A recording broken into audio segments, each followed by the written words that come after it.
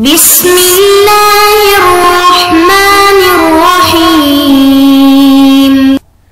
بسم اللہ الرحمن الرحیم۔ علم حدیث اور اصول حدیث کا آج سبق نمبر 52 ہے۔ آج کے سبق کا عنوان ہے حدیث مقطوع کی بحث۔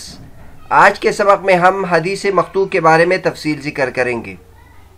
اس سے پہلے سبق میں یعنی سبق نمبر 51 میں ہم نے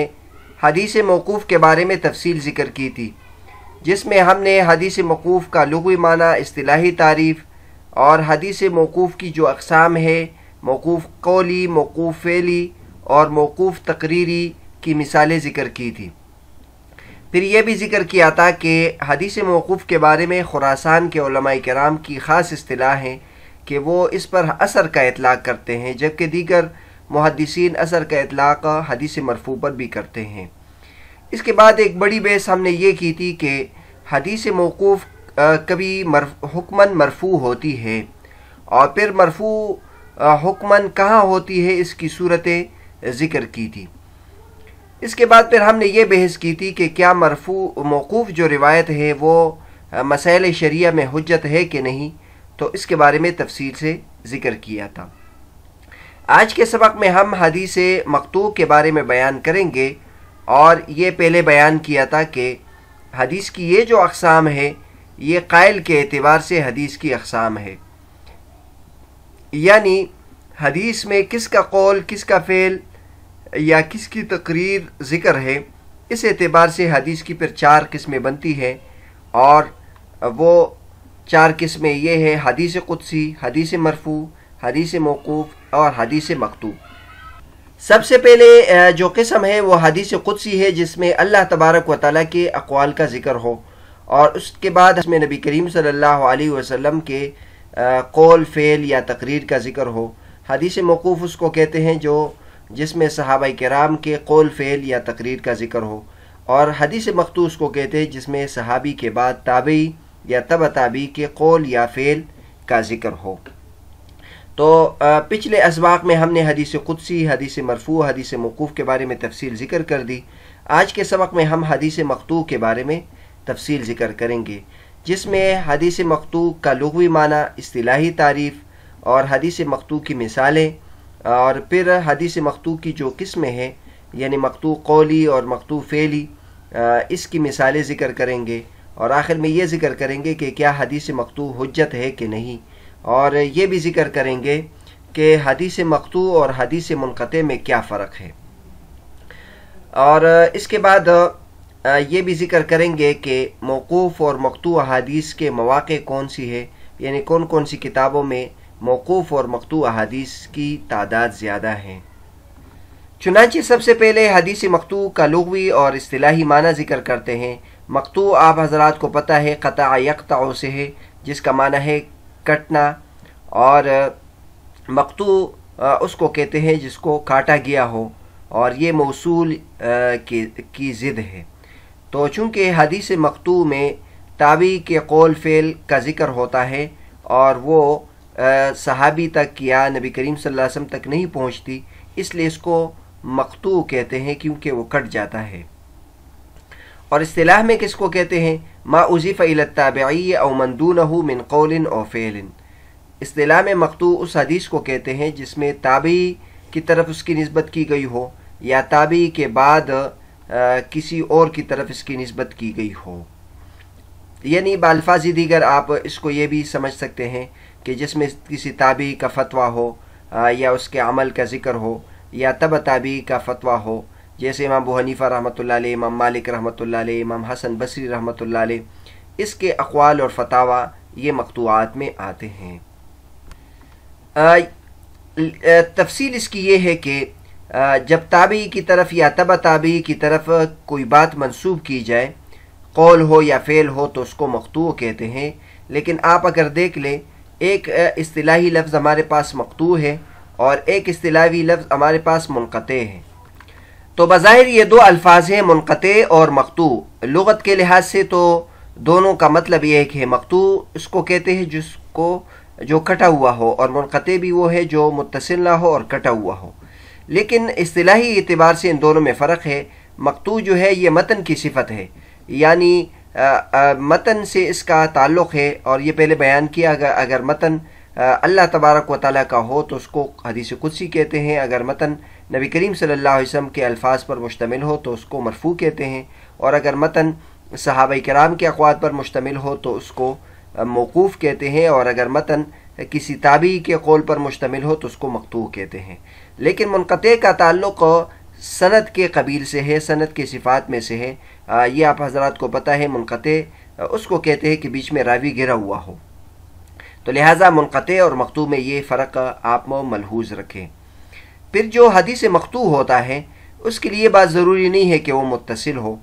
حدیث مقطوع منقطع بھی ہو سکتی ہے اگر بیچ میں سند متصل نہ ہو۔ لہٰذا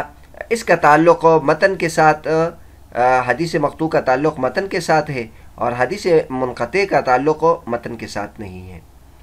اس کے بعد ہم مثالیں ذکر کرتے ہیں حدیث مقطوع کی۔ حدیث مقطوع یا قولی ہوگی اور یا فعلی ہوگی۔ قولی کی مثال انہوں نے دی ہے، جیسے حضرت حسن بصری رحمۃ اللہ علیہ کا مشہور مقولہ ہے مبتدے کے پیچھے نماز پڑھنے سے متعلق، صلی وعلیہ بدعتہ۔ یہ مشہور مسئلہ ہے کہ کسی مبتدے یعنی جو اہل سنت والجماعت کے مسلک پر نہ ہو تو کیا اس کے پیچھے نماز ہوتی ہے کہ نہیں؟ تو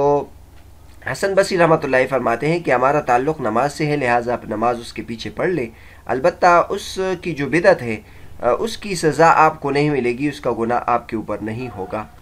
اور مقطوع حدیث ہو اور فعل سے تعلق رکھتا ہو تو اس کی مثال انہوں نے دی ہے، جیسے ابراہیم بن محمد بن المنتشر، ان کا مقولہ ہے کان مسروق یرخی سترا بینہ و بین اہلہ ویقبل علی صلاتہ ویخلیہم و دنیاہم۔ مسروق رحمۃ اللہ علیہ بہت بڑے تابعی تھے اور بہت بڑے عالم گزرے ہیں، بہت تقوی اور پرہیزگار تھے۔ تو ان کے بارے میں آتا ہے کہ وہ اپنے اور اپنے اہل و عیال کے درمیان میں پردہ لٹکا دیتے تھے اور اپنی نماز کی طرف متوجہ ہو جاتے تھے، اور ان کو اور ان کی دنیا کو چھوڑ دیتے تھے۔ یعنی مطلب یہ ہے کہ مسروق رحمۃ اللہ علیہ بیچ میں اپنی بیوی اور اپنے اولاد کے بیچ میں ایک کپڑا لٹکا دیتے تھے اور عبادت گزار تھے، تو نماز کی طرف متوجہ ہو جاتے تھے، اور ان کو اس کی فکر نہیں ہوتی تھی کہ دوسری طرف کیا چل رہا ہے، ان کو اور ان کی دنیا کو چھوڑ دیتے تھے۔ تو اب اس کو دیکھ لے، مسروق رحمۃ اللہ علیہ کے ایک فعل کا ذکر ہے، اور مسروق جو ہے وہ۔ اس کے بعد ہم یہ ذکر کرتے ہیں کہ مقطوع حدیث حجت ہے کہ نہیں۔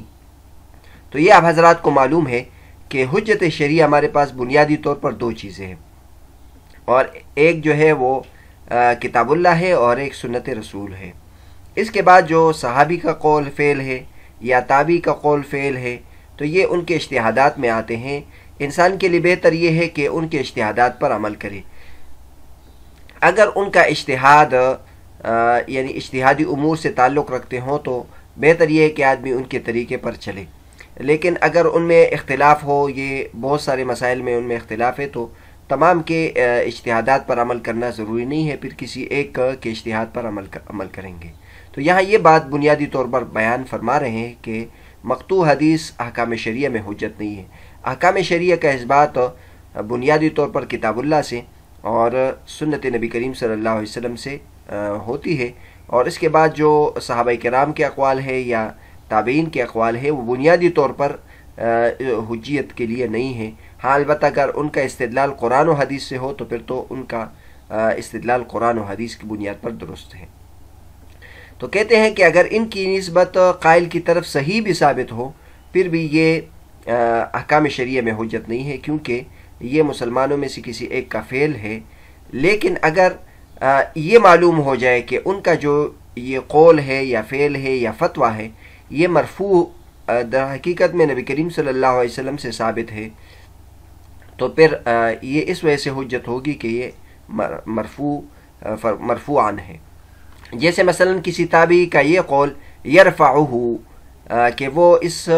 حدیث کو نبی کریم صلی اللہ علیہ وسلم کی طرف اس کی نسبت کرتے ہیں، تو یہ پھر مرفوع کے حکم میں ہوگا، اور اس کے لیے وہ حکم ہوگا جو حدیث مرسل کا حکم پیچھے ہم نے بیان کیا۔ حدیث مقطوع پر بیس کرتے ہوئے یہ بات بھی ضروری ہے کہ پیچھے ہم نے بیان کیا کہ مقطوع اور منقطع میں فرق ہے۔ مقطوع جو ہے وہ تابعی کے قول کو کہتے ہیں، اور منقطع اس حدیث کو کہتے ہیں جس میں راوی گرا ہوا ہو، لہٰذا وہ مرفوع حدیث بھی ہو سکتی ہے، موقوف حدیث بھی ہو سکتی ہے، اور اسی طرح مقطوع حدیث بھی منقطع ہو سکتی ہے۔ تو منقطع کا تعلق سند کے میں راوی کے گرنے سے ہے، لیکن کبھی کبھی ایسا ہوتا ہے کہ بعض محدثین مقطوع کا لفظ بولتے ہیں اور اس سے مراد منقطع مراد لیتے ہیں، تو لہٰذا ہمیں ایسے جگہوں میں خیال رکھنا چاہیے، اور وہاں ہم مقطوع کے لفظ سے منقطع مراد لیں گے، مقطوع سے یہ والی اصطلاح مراد نہیں لیں گے، جیسے امام شافعی رحمۃ اللہ اور امام طبرانی رحمۃ اللہ علیہ کہ ہاں اس طرح ملتا ہے کہ وہ حدیث مقطوع کا لفظ استعمال کرتے ہیں، اس سے منقطع مراد لیتے ہیں۔ اور چونکہ ان حضرات کا زمانہ جو تھا امام شافعی اور امام طبرانی رحمۃ اللہ علیہ کا، تو ان کا زمانہ متقدمین کا زمانہ تھا، بعد میں اس پر اصطلاح قائم ہوئی ہے، لہٰذا بعد میں اس کا اہتمام کرنا چاہیے۔ اب حدیث منقطع پر منقطع کا اطلاق کریں گے اور حدیث مقطوع پر مقطوع کا اطلاق کریں گے، تاکہ اصطلاح کی خلاف ورزی بھی نہ ہو اور لوگ پریشان بھی نہ ہوں۔ آخر میں یہ ایک فائدے کی بات ذکر کرتے ہیں کہ جو موقوف اور مقطوع حدیث ہے اس کا ذخیرہ کہاں ہمیں فراہم ہوگا، تو اس کے بارے میں یہ چند کتابیں لکھی ہے جس میں حدیث موقوف اور حدیث منقطع کی بڑی تعداد ہے، جیسے مصنف ابن ابی شیبہ۔ مصنف ابن ابی شیبہ حدیث کی بہت بڑی کتاب ہے جس میں مرفوع حدیث، موقوف حدیث، مقطوع حدیث بکثرت موجود ہے، یعنی ایک موضوع سے متعلق نبی کریم صلی اللہ علیہ وسلم کے اقوال افعال کو بھی ذکر کرتے ہیں، صحابہ کرام کے فتاوی بھی ذکر کرتے ہیں، پھر تابعین اور تبع تابعین کے فتاوی بھی ذکر کرتے ہیں۔ اسی طرح مصنف عبدالرزاق ہے، اور یہ دونوں بہت بڑی کتابیں ہیں جو آج کل موجود بھی ہے، چھپی بھی ہے۔ اسی طرح اگر تفاسیر میں دیکھ لے تو ابن جریر طبری کی تفسیر ہے، ابن ابی حاتم کی تفسیر ہے، اور اسی طرح ابن المنذر کی کتاب ہے، تو اس میں ہم اگر دیکھ لیں تو موقوف اور مقطوع حدیث کا بڑا ذخیرہ اس میں موجود ہے۔ اگر آپ کو یاد ہوگا کہ جب ہم حدیث کی تعریفات بیان کر رہے تھے تو حدیث کے اطلاقات پر ہم نے مستقل بات کی تھی کہ حدیث کے لیے ایک تو حدیث کا لفظ استعمال ہوتا ہے، کثر کا لفظ استعمال ہوتا ہے، اور ایک خبر کا لفظ استعمال ہوتا ہے، ایک سنت کا لفظ استعمال ہوتا ہے۔ تو وہاں ہم نے یہ بات کی تھی کہ محدثین بنیادی طور پر ان میں فرق نہیں کرتے، سب پر حدیث کا اطلاق کرتے ہیں، چاہے وہ نبی کریم صلی اللہ علیہ وسلم کی حدیث ہو، صحابی کی حدیث ہو یا تابعی کی حدیث ہو، لیکن کبھی کبھی ان میں فرق کیا جاتا ہے۔ تو ان کتابوں کے ذریعے سے بھی محدثین کے اس طرز عمل کا ثبوت ملتا ہے کہ محدثین اپنی ان کتابوں میں جو حدیث کی کتابیں ہیں اس میں ان تمام قسم کی حدیث کو ذکر کرتے ہیں۔ تو بہرحال آج کا جو ہمارا سبق تھا، سبق نمبر 52، اس میں حدیث مقطوع کے بارے میں ہم نے تفصیل ذکر کی تھی، جس میں حدیث مقطوع کا لغوی معنی، اصطلاحی تعریف اور مثالیں ہم نے بیان کی تھی، اور مثالوں میں ہم نے مقطوع قولی کی مثال، مقطوع فعلی کی مثال ذکر کی تھی۔ اس کے بعد ہم نے یہ بھی ذکر کیا تھا کہ حدیث مقطوع حجت شرعیہ میں سے ہے کہ نہیں، اور حدیث مقطوع اور حدیث منقطع میں فرق بھی بیان کیا، اور آخر میں موقوف اور مقطوع حدیث کون کون سی کتابوں میں ملتی ہے یہ آپ کے سامنے ذکر کیا۔ اگلے سبق میں انشاءاللہ ہم حدیث مسند اور حدیث متصل کے بارے میں گفتگو کریں گے۔